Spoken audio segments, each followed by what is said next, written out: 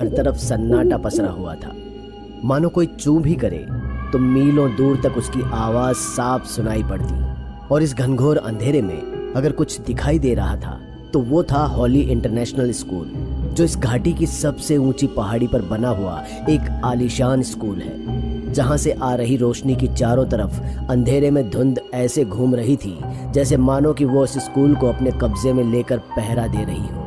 इस घुप अंधेरे में स्कूल से छलकती धीमी रोशनी में कोई अकेले इधर से उधर घूम रहा था, मानो वो स्कूल के गेट पर पहरा दे रहा हो। उसकी उम्र यही कोई 35 से 40 के बीच की लग रही थी। चेहरे से परेशान वो गेट पर इधर उधर घूमते हुए बार बार घड़ी को देख रहा था, मानो उसे किसी के आने का इंतजार हो। अब देखने में वो इतना उम्रदराज नहीं लग रहा था जितना कि उसने पहनावे से खुद को बना रखा था। चेक शर्ट के ऊपर हाथ से बुना स्वेटर और उसके ऊपर मोटा सा कंबल जैसा ओवरकोट और चेहरे के ऊपर एक मोटे फ्रेम का चश्मा। ऐसा लग रहा था कि मानो कोई प्रोफेसर या प्रिंसिपल हो। अगर हाँ तो फिर वो आधी रात में मेन गेट पर इस तरह पहरा क्यों दे रहा है? और सिर्फ पहरा ही नहीं दे रहा बल्कि अपनी घड़ी को देखते हुए कुछ बड़बड़ा भी रहा था। न जाने वो खुद को क्या समझते हैं। मैंने पहले ही कहा था कि यहाँ आते हुए इतनी देर ना करें। अगर इन्हें कुछ हो गया तो इसकी जिम्मेदारी कौन लेगा? मन ही मन वो आदमी ये बड़बड़ा ही रहा होता है कि तभी कहीं से गाड़ी की एक तेज आवाज आती है, जैसे किसी मोड़ पर गाड़ी एकदम तेजी से टर्न ले रही हो। इतना हुआ ही था कि देखते ही देखते एक गाड़ी उस आदमी के सामने आकर रुक जाती है और उसके पीछे एक और गाड़ी आकर रुकती है, जिसमें से कुछ लड़के और लड़की उतरकर सीधे दरवाजे के पास खड़े उस आदमी के पास पहुंच जाते हैं। उन सभी लोगों की उम्र लगभग उतनी ही थी जितनी कि दरवाजे पर खड़े उस इंसान की थी, लेकिन कोई गेट पर खड़े उस इंसान की तरह नहीं बल्कि पूरे टिप टॉप अमीर घर से लग रहे थे। और इससे पहले कि वो कुछ कहते, गेट पर खड़े उस आदमी ने मुंह बनाते हुए कहा, हमने पहले ही आप लोगों से कहा था कि यहाँ आने में देरी मत कीजिएगा। आप लोगों को शायद पता ना हो, लेकिन ये जगह पहले जैसी नहीं रही। बहुत सारी घटनाएं होती रहती है यहाँ। रात बिरात इधर उधर घूमना सही नहीं है। ये कौन है साला? अच्छा, ये तो अपने वॉचमैन का बेटा लग रहा है। 20 साल हो गए लेकिन आप सुधरे नहीं है रणधीर। अरे मैं तभी नहीं सुधरा जब मेरा बाप मिनिस्टर था। अब तो मैं खुद मिनिस्टर हूँ, तो क्या खाक सुधरूंगा? अच्छा ये बता, अपने बाप की तरह तू भी यहाँ वॉचमैन है क्या? अरे टेंशन ना ले, यहाँ से जाने से पहले मैं तेरी सैलरी तिगुनी करवा दूंगा। हाँ। रणधीर की बात सुनकर गेट पर खड़े उस इंसान की शक्ल बन जाती है और वो कुछ कहने ही वाला होता है कि समीर बीच बचाव करते हुए कहता है, रणधीर, आपको इनकी सैलरी बढ़ाने की कोई जरूरत नहीं है। यहाँ सबको सैलरी यही देते हैं। उस वक्त वॉचमैन के बेटे थे, लेकिन इस वक्त स्कूल के प्रिंसिपल हैं। So please give him some respect. Oh, I am sorry. पर देखो, हमारे राज्य में तो गरीब लोग भी तरक्की कर रहे हैं। वहाँ मौजूद सभी लोग रणधीर की बात सुनकर हंस देते हैं, लेकिन समीर और रणधीर की बीवी को रणधीर का ये मजाक बहुत ही अजीब लगता है। स्कूल का प्रिंसिपल विपुल भी उसकी बातें सुनकर गुस्सा हो जाता है, पर इससे पहले कि वो कुछ कहता, वादियों से एक तेज आवाज गूंजती है और चमगादड़ों का एक झुंड उनके पास से ऐसे गुजरता है कि उनकी सांसें फूल जाती है। वादियों का माहौल अचानक से बदलने लगता है। आसपास के सभी पेड़ हवा में घूमने लगते हैं। ये सब देखकर प्रिंसिपल विपुल का गला सूखने लगता है और वो जोर से कहता है, आप लोग गाड़ी में बैठिए और अंदर चलिए, बिल्कुल मेरे पीछे। कोई बहस नहीं करेगा। ओए वॉचमैन, सॉरी प्रिंसिपल, मुझे आज भी स्कूल का हर कोना तुझसे ज्यादा पता है, तो तेरे पीछे क्यों आऊं? बहस नहीं करना मुझे। गाड़ी में बैठिए और मेरे पीछे आइए। इतना कहता हुआ विपुल अपने स्कूटर पर बैठकर उसे स्टार्ट करने लगता है और समीर रणधीर को समझाकर गाड़ी में बिठाता है और सभी विपुल के पीछे पीछे स्कूल के अंदर जाने लगते हैं, जो एक बहुत ही बड़े एरिया में फैला हुआ होता है। गाड़ियां जैसे जैसे अंदर जाती है वैसे वैसे सभी लाइट्स एक एक कर बंद होती चली जाती हैं, पर किसी का ध्यान इस बात पर नहीं होता है। सिर्फ प्रिंसिपल ही इन सभी घटनाओं को पीछे मुड़कर देखता है और ठंड में भी उसके पसीने छूटने लगते हैं, लेकिन वो किसी से कुछ नहीं कहता और खुद अंदर जाकर सबको अंदर ले लेता है। अंदर हॉल में पहुंचकर वो सभी को एक जगह बिठाता है और खुद उन सभी के सामने खड़े होकर कहता है, देखिए, मैंने आप सभी के कहने पर ये रीयूनियन अरेंज तो किया है, जिसकी शुरुआत कल से होगी, लेकिन एक बात याद रखिएगा, कि आप में से कोई भी कहीं भी बिना मेरी इजाजत के नहीं जाएगा।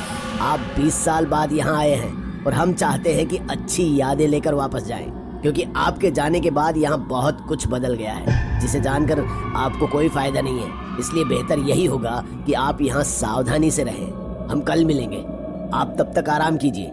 बाकी शाम आप सबको बता देगा कि आपके रहने का इंतजाम किधर है। ये साला प्रिंसिपल बन गया तो क्या समझता है, मुझ पर हुक्म चलाएगा। मेरा जहां मन करेगा मैं वहां जाऊंगा, देखता हूं मुझे कौन रोकता है। अनुष्का। रणधीर इतना कहते हुए जैसे ही अनुष्का की तरफ देखता है तो वो वहां नहीं होती है। फिर इधर उधर नजर घुमाता है तो देखता है कि अनुष्का तो समीर से बातें कर रही होती है, पर अनुष्का का यूं समीर से मुस्कुराकर बातें करना रणधीर को जरा भी अच्छा नहीं लगता। लेकिन वो फिर भी अपने गुस्से को काबू में करते हुए कहता है, सालों पुरानी दोस्ती की याद की जा रही है और मुझे भूल गए तुम दोनों। ऐसा नहीं है, और अनुष्का तुझे कैसे भूल सकती है, अब तो वो तेरी बीवी है। थैंक गॉड कि तुम्हें पता है कि वो मेरी बीवी है। अरे बस मैं तो मजाक कर रहा हूँ। तो गाइस कैरी ऑन। और अनुष्का तुम्हारा हो जाए तो बताना, हम कमरे में चलेंगे। अरे हो गया है, हम बस नॉर्मली बातें कर रहे थे, तुम जाओ आराम करो। जाओ अनुष्का, कैरी ऑन, कल मिलते हैं हम। एक एक करके वहां से सभी लोग आराम करने के लिए शाम के बताए गए एक कमरे में चले जाते हैं। कोई बच जाता है तो अंत में वो है समीर, जो अपने स्कूल के पुराने दिनों की याद कर रहा होता है। उस हर जगह को देख रहा होता है जहां कभी उसका वक्त गुजरा था। वो उस असेंबली हॉल के स्टेज को देख रहा होता है जहां खड़ा होकर वो कभी स्पीच दिया करता था। तभी उसके दिमाग में उन पुराने दिनों की झलकियां चलने लगती है जब वो और अनुष्का साथ हुआ करते थे, यानी एक दूसरे के प्यार में। तभी उसके सामने एक और चेहरा आ जाता है और वो कहता है, समीर। तभी अचानक से श्याम उसे टोक देता है और समीर यादों से बाहर आ जाता है। फिर कहता है, श्याम मुझे विपुल के कमरे में ले चलो, अब मतलब प्रिंसिपल साहब के कमरे में ले चलो। कौन? विपुल, मैं समीर। क्या हुआ मिस्टर समीर, कोई तकलीफ? आप इतनी देर तक यहाँ अपने कमरे में नहीं गए? श्याम आप जाइए, मैं विपुल से मिलकर आऊंगा। श्याम यही रुको, कमरे के बाहर ही। साहब बात करके बाहर आएंगे तो इन्हें इनके कमरे तक छोड़ आना, और ध्यान रखना रात को कोई भी बाहर ना निकले। श्याम बाहर ही रुक जाता है और दोनों कमरे के अंदर चले जाते हैं। समीर विपुल के कमरे को चारों तरफ से देखता है तो उसे अपने पुराने दिन याद आ जाते हैं, क्योंकि वहां पर उनके स्कूल के दिनों की कई पिक्चर्स लगी होती हैं, जिनमें से कई पिक्चर्स में तो वो भी होता है। फिर वो विपुल से बातें करने लगता है, यार विपुल तुम मुझसे नाराज क्यों है? मैं, तुम और नमन काफी अच्छे दोस्त हुआ करते थे, और ये नमन कहाँ है? वो नहीं आया? काफी कांटेक्ट करने की कोशिश की मैंने, पर कुछ पता नहीं चला। स्कूल के आखिरी दिन के बाद उससे मेरी कोई बात नहीं हुई, ना ही किसी को उसके बारे में कुछ पता है। तुमसे कभी बात की क्या उसने? नहीं यार, उस आखिरी दिन के झगड़े के बाद मेरी हिम्मत ही नहीं हुई कि मैं उससे बात करूं, क्योंकि मुझे बाद में एहसास हुआ कि गलती मेरी ही थी। मुझे इस तरह से उससे बात नहीं करनी चाहिए थी। वो मेरा सबसे अच्छा दोस्त था और उसके लिए ही मैं यहाँ आया हूँ, ताकि मैं उससे मिलकर अपनी पुरानी भूल सुधार सकूं। पर यहाँ आया तो वो मुझे कहीं दिखाई नहीं दे रहा है। कैसे दिखेगा समीर, क्योंकि नमन तो। इससे पहले कि प्रिंसिपल विपुल से कुछ और कह पाता, कॉरिडोर से एक तेज आवाज आती है और सभी उसी ओर दौड़ पड़ते हैं। श्याम बताता है कि आवाज उस ओर से आई है जिधर स्कूल की पुरानी लाइब्रेरी है। रास्ते में प्रिंसिपल और समीर को रणधीर भी मिल जाता है, जिसके हाथ में स्टील का एक फ्लास्क है, और वो उससे दारू की चुस्की लेते हुए कहता है, प्रिंसिपल ये रात गए कौन चीख रहा है? वही हम देखने आए हैं, आप अपने कमरे में जाइए। ए वॉचमैन, तू मुझे ऑर्डर नहीं दे सकता, मैं भी देखूंगा आखिर तेरे स्कूल में हो क्या रहा है। विपुल इसे छोड़ो, हम चलकर देखते हैं कि आवाज किसकी थी। इस वक्त समीर की बात में ही समझदारी थी, इसलिए सभी आवाज की ओर जाते हैं और लाइब्रेरी के अंदर घुसते हैं, जहां की लाइट्स ऐसे कंपकपा रही थी मानो फूटकर ब्लास्ट हो जाएगी। इस आती जाती रोशनी के बीच कुछ भी देख पाना मुश्किल था। इसी बीच रणधीर को ऐसा लगता है कि जैसे कोई खिड़की के बाहर हो। वो पूछता भी है पर कोई जवाब नहीं देता। तभी उनकी नजर एक अलमारी पर जाती है जो पुरानी बंद पड़ी लाइब्रेरी के कोने में रखी होती है और हिल रही होती है, और उसके अंदर से ऐसे आवाजें आ रही थी कि मानो कोई उसके अंदर फंसा हो और लगातार गेट को अंदर से थपथपा रहा हो कि मुझे बाहर निकालो। समीर उधर बढ़ ही रहा होता है कि प्रिंसिपल उसका हाथ पकड़ लेता है समीर पलट कर देखता है तो उसके चेहरे पर परेशानी साफ दिख रही होती है। डर जो उसके सर से पसीने के रूप में बाहर आ रहा था। उन दोनों को यूं एक दूसरे की तरफ देखता देख रणधीर कहता है, तुम लोग साले इतने सालों बाद भी वैसे ही डर रहे हो जैसे स्कूल में डरते थे। मैं जाता हूँ आगे। इतना कहते हुए रणधीर शराब की एक चुस्की लेता है और अलमारी के पास पहुंचकर जैसे ही उसे खोलने के लिए हाथ आगे बढ़ाता है कि अंदर से थपथपाने की आवाज रुक जाती है और किसी के रोने की आवाज आने लगती है। कौन है अंदर? अरे बोलते क्यों नहीं?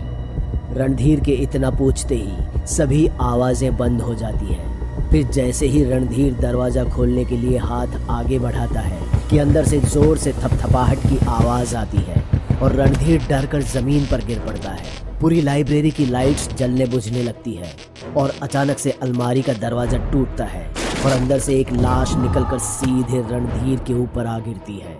रणधीर की चीख निकल जाती है और उस चीख के साथ ही सब कुछ नॉर्मल हो जाता है। विपुल, ये रवि है ना जिसने नमन को अलमारी में बंद किया था? हाँ। तो इसे किसने मारा? नमन ने। पर नमन तो यहाँ है ही नहीं। उसकी आत्मा। क्या फालतू की बातें कर रहे हो विपुल? नमन मर गया जो उसकी आत्मा आएगी? वैसे भी आत्मा जैसी कोई चीज नहीं होती है। होती है समीर। क्या हुआ समीर? तुम ठीक तो हो? नमन, क्या हुआ था नमन को विपुल? जो भी हुआ, पर हुआ स्कूल के आखिरी दिन ही। बाद में उसकी लाश पहाड़ी के नीचे मिली। रणधीर का हाथ था इसमें। अब वो बदला ले रहा है। मतलब अब रणधीर की जान खतरे में है, हमें उसे बचाना होगा। इतना कहते हुए समीर बाहर की ओर भागता है और देखता है कि रणधीर ऊपर की छत की रेलिंग पर है और ना जाने किससे बात करते हुए बड़बड़ा रहा था कि तू जिंदा कैसे हो सकता है, तू तो मर गया था। समीर और विपुल दोनों समझ जाते हैं कि हो ना हो उसे नमन की आत्मा दिखाई दे रही है। जिसके बाद समीर विपुल को पूरी आप बीती सुनाता है कि 20 साल पहले जब नमन ने समीर को बताया था कि अनुष्का उसे चीट कर रही है, वो बात सच थी। लेकिन समीर ने वो बात नहीं मानी और दोनों का झगड़ा हो गया। जिसके बाद रणधीर और रवि और बाकी लोगों ने नमन को लाइब्रेरी में खूब पीटा क्योंकि उसने समीर को सच सच बता दिया था। उसके बाद नमन पहाड़ी पर समीर के पीछे गया, लेकिन तब तक समीर अनुष्का से ब्रेकअप कर चुका था क्योंकि उसकी वजह से उसकी दोस्ती खराब हो गई थी और इस बात का ही गुस्सा अनुष्का को आया। फिर जब नमन उसे अकेला दिखा तो अनुष्का ने नमन को पहाड़ी से धक्का देकर गिरा दिया और नमन ने दोस्ती में अपनी जान गंवा दी। इधर विपुल की बात खत्म हुई और उधर रणधीर का पांव फिसला और वो जमीन पर गिरकर खत्म हो गया। समीर सीधे भागते हुए अनुष्का के कमरे में गया क्योंकि उसे पता था कि अब नमन अपना अगला शिकार अनुष्का को ही बनाएगा। और हुआ भी यही क्योंकि अनुष्का अपने कमरे में नहीं थी।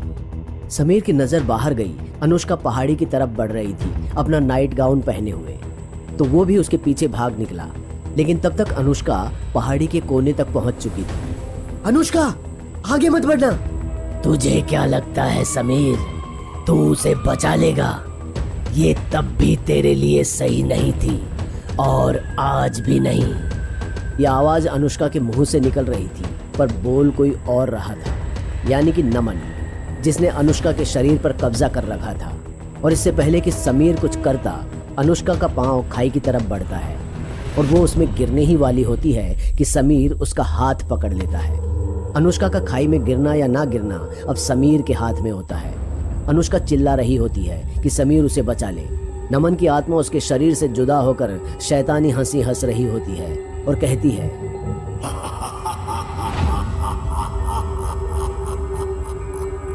इसे बचाना चाहता है समीर, जिसने तुझे धोखा दिया। उसे बचाना चाहता है जिसने मुझे यहाँ से धक्का दिया। और जब मैं किसी तरह बचने वाला था तो मेरे ऊपर इसने बड़ा पत्थर गिराकर मुझे जान से मार दिया। मुझे एक पल के लिए छोड़ भी दी।